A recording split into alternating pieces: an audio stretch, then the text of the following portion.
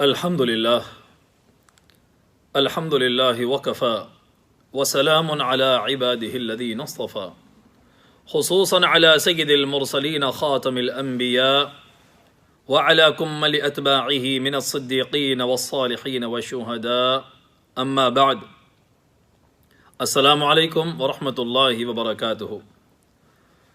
معزز سامعین، پچھلے کچھ مہینوں سے جو یہ عالمی وبا کورونا وائرس کی وجہ سے دنیا بھر میں جو تالا بندی لاک ڈاؤن کا سلسلہ جاری ہے، بے شمار لوگ موت کا شکار ہو چکے ہیں اور بے حساب لوگ آج بھی اس مرض سے لڑ رہے ہیں اور زندگی اور موت کی کشمکش میں ہیں۔ تو ہم قرآن مقدس کے تناظر میں اگر ان حالات کو دیکھیں تو اللہ رب العزت کا کلام ہماری رہبری کرتا ہے اور ہمارا حوصلہ باندھتا ہے۔ چنانچہ رب کریم نے سورۃ البقرہ میں ارشاد فرمایا، وَلَنَبْلُوَنَّكُمْ بِشَيْءٍ مِّنَ الْخَوْفِ وَالْجُوعِ وَنَقْصٍ مِّنَ الْأَمْوَالِ وَالْأَنفُسِ وَالثَّمَرَاتِ وَبَشِّرِ الصَّابِرِينَ الَّذِينَ إِذَا أَصَابَتْهُمْ مُصِيبَةٌ قَالُوا إِنَّا لِلَّهِ وَإِنَّا إِلَيْهِ رَاجِعُونَ أُولَئِكَ عَلَيْهِمْ صَلَوَاتٌ مِّن رَّبِّهِمْ وَرَحْمَةٌ وَأُولَئِكَ هُمُ الْمُهْتَدُونَ۔ ہم ضرور تمہیں آزمائیں گے کسی چیز سے، خوف سے، بھوک سے اور مال اور جانوں کی تلافی سے، نقصان سے، اس میں کمی سے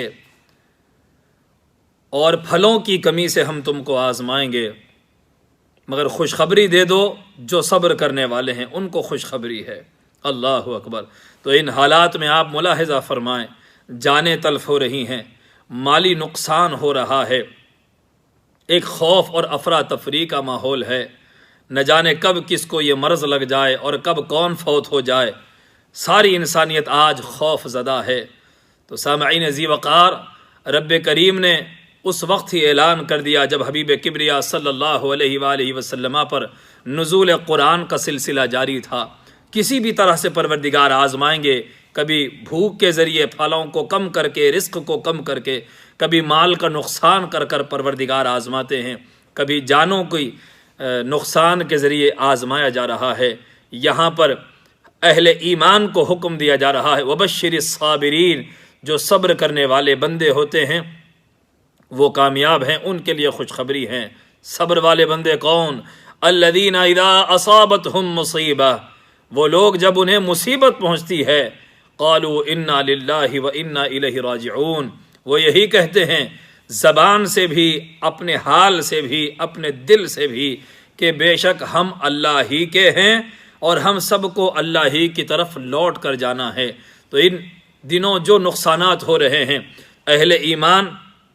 صابرین یہ تصور کرتے ہیں یہ جو کچھ نقصان ہوا یہ ہمارا کچھ نہیں ہے، سب کچھ پروردگار ہی کا دیا ہوا ہے، یہ ہمارا اپنی ذات کا کوئی نقصان نہیں، جو دیا مالک نے دیا، جو لیا مالک نے لیا۔ مال کا نقصان مالک ہی کی مرضی سے ہے، جانوں کا نقصان مالک ہی کی مرضی سے ہے۔ بندوں کو چاہیے کہ وہ صبر سے کام لیں، تمام احتیاطی تدابیر اختیار کی جائیں۔ پاکیزگی کا اہتمام پہلے کی بنسبت بہت زیادہ ہو رہا ہے، اس میں مشقت بھی ہو رہی ہے، مگر صابرین اس مشقت کو اپنے اوپر بلا اور مصیبت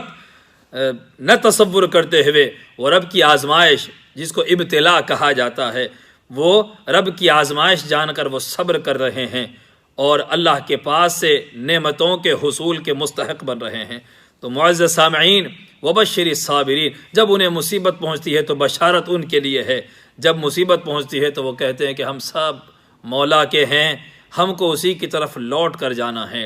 اولئک علیہم صلوات من ربہم ورحمہ، ان پر رب کی طرح طرح کی نوازشات ہوتی ہیں۔ وَأُولَئِكَ هُمُ الْمُهْتَدُونَ، اور انہی کو راہ ہدایت پر رب کریم ثابت قدمی عطا فرماتے ہیں، ان کو ہدایت کا تمغہ عطا کر دیا جاتا ہے۔ اللہ اکبر، اللہ اکبر۔ تو ان حالات میں اہل ایمان صبر کا دامن اپنے ہاتھ سے چھوٹنے نہ دیں، احتیاط مکمل کریں، زیادہ سے زیادہ احتیاط کریں دوری اختیار کریں، سوشل ڈسٹینس مینٹین کریں، اور تالا بندی کی مکمل پابندی کرتے ہوئے رب سے اپنا رشتہ اور ناطہ مزید مضبوط کریں صبر کے ذریعے۔ ان دنوں میں رب کریم ہم کو آزما رہے ہیں، تو ہمیں چاہیے کہ صبر کے ذریعے اس امتحان میں اپنے آپ کو کامیاب کریں اور رب سے اپنے رشتے کو مزید جوڑیں اور مستحکم کریں۔ چنانچہ بخاری اور مسلم کی متفق علیہ حدیث، امام بخاری علیہ رحمٰن نے اسے کتاب الانبیاء میں اور امام مسلم نے اپنی صحیح میں کتاب التوبہ میں اس حدیث کو نقل کیا۔ حضرت ابو موسیٰ رضی اللہ تعالیٰ عنہ سے روایت ہے، قال خسفت الشمس فقام النبی صلی اللہ علیہ وآلہ وسلم فزعا یخشى ان تکون الساعہ، کہ آقا کریم صلی اللہ علیہ وآلہ وسلم کے زمانے میں سورج کو گرہن ہو گیا، گرہن لگ گیا، تو آقا کریم صلی اللہ علیہ وآلہ وسلم حالت اضطراب میں اٹھے اور مسجد کی طرف روانہ ہوئے، اور اس طرح حالت اضطراب کی حالت کا یہ حال تھا کہ دیکھنے والوں کو یوں لگا کہ جیسے قیامت قائم ہو گئی ہے۔ خشیت الہی سے اضطراب کے عالم میں حضور صلی اللہ علیہ وآلہ وسلم اٹھے، فأتى المسجد يصلي بأطول قيام وركوع وسجود ما رأيته قط يفعله، پھر حضور صلی اللہ علیہ وآلہ وسلم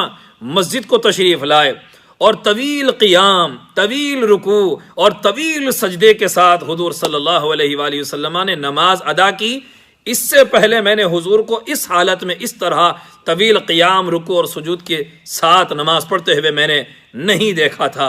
وقال هذه الآيات التي يرسل الله لا تكون لموت أحد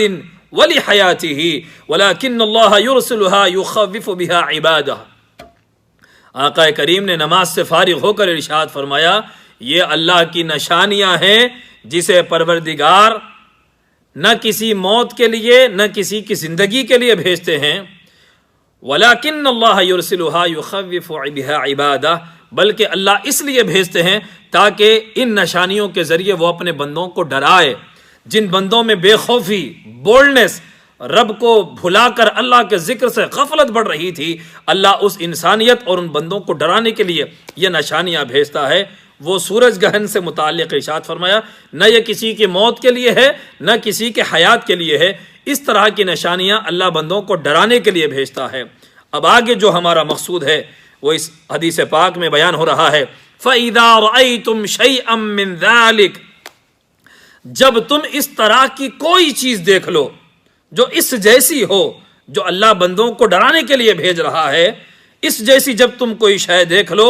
فَافْزَعُوا إِلَىٰ ذِكْرِهِ وَدُعَائِهِ وَاسْتِغْفَارِهِ، تو تم فوراً اللہ کا ذکر، اللہ سے دعا اور اللہ سے استغفار کی طرف چل پڑو، لگ جاؤ، اس میں مگن ہو جاؤ، اللہ سے دعائیں کرو، اللہ کا ذکر کرتے رہو، استغفار کرتے رہو، اللہ سے معافی مانگتے رہو، اپنے گناہوں کی بخشش طلب کرتے رہو، اللہ سے دعائیں کرتے رہنا اور اللہ کا ذکر کثرت سے کرنا۔ تو سامعین ذی وقار، اس لاک ڈاؤن کے پیریڈ میں، اور اگر لاک ڈاؤن جہاں کھل بھی چکا ہے، یہ نہ سمجھا جائے